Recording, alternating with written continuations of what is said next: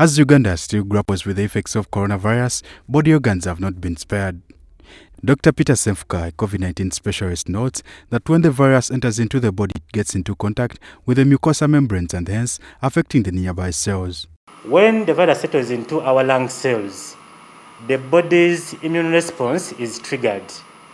When it's triggered, responses like inflammation, apoptosis, mucus secretions, they all sent into the lungs, which in the long run affect the lungs' capacity to capture oxygen. But once the lungs are affected, the oxygen supply in the body reduces and this leaves the lungs in a dry condition, thus causing scars on the linings. The expansibility of the lungs, the recoiling of the lungs on breathing in and out is impaired.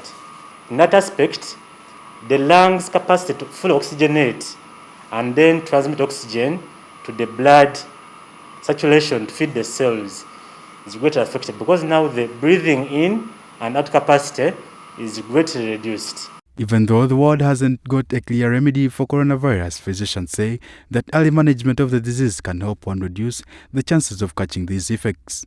We have the management protocols which we can use to help the body in fighting the COVID virus.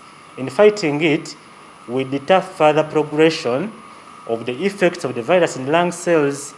Dr. Senfuka, however, says that good feeding is a key. Proper nutrition and hydration can also help patients avoid these complications. Good feeding should go on, a balanced diet, having fruits, plenty of fluids is very, very important.